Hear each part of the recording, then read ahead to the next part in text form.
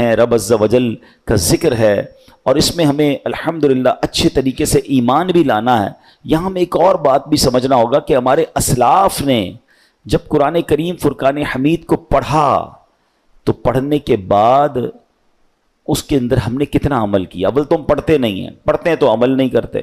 ہمارے بزرگان دین نے کیسا عمل کیا۔ قرآن مجید کی ایک آیت تھی، ایک بڑی کمال کی آیت ہے، اور اس آیت نے ہزاروں، میں کہوں کہ بہت سارے لوگوں کی زندگی میں زبردست انقلاب برپا کر دیا۔ صرف ایک آیت ہے۔ آیت کیا ہے؟ الم یأن للذین آمنوا ان تخشع قلوبہم لذکر اللہ۔ 27واں پارہ ہے، سورہ حدید ہے، آیت نمبر 16 ہے۔ اس ایک آیت میں اتنا گہرا میسج ہے۔ اس کی میننگ کیا ہے؟ معنی یہ ہے، کیا وقت نہیں آیا ان لوگوں کے لیے جو ایمان لائے کہ جھک جائیں ان کے دل اللہ کی یاد کے لیے؟ یعنی جھنجھوڑا گیا ہے، بھی وقت نہیں آیا کہ توبہ کرو اور اللہ کی طرف جھک جاؤ۔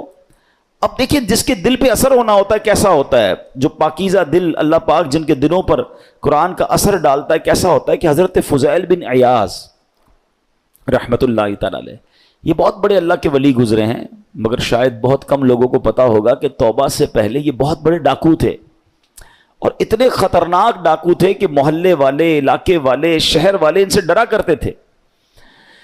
آپ نے قرآن مجید کی ایک آیت پر عمل کیا۔ ہوا کیا کہ ایک بار آپ قافلے کے ساتھ کہیں جا رہے تھے، قافلے میں ایک شخص جو تھا تلاوت قرآن کر رہا تھا، اور اس نے یہ آیت پڑھ دی۔ آیت کیا ہے؟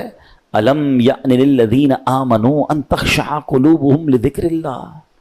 کیا وقت نہیں آیا ان لوگوں کے لیے جو ایمان لائے کہ جھک جائیں ان کے دل اللہ کی یاد کے لیے؟ اب جب یہ آیت آپ نے سنی نا، حضرت فضیل بن عیاض کے دل پر ایسا اثر ہوا، اتنا روئے، اتنا روئے، اور کہتے ہیں یا اللہ وہ وقت آ گیا ہے کہ ہم تیری راہ میں چل پڑیں۔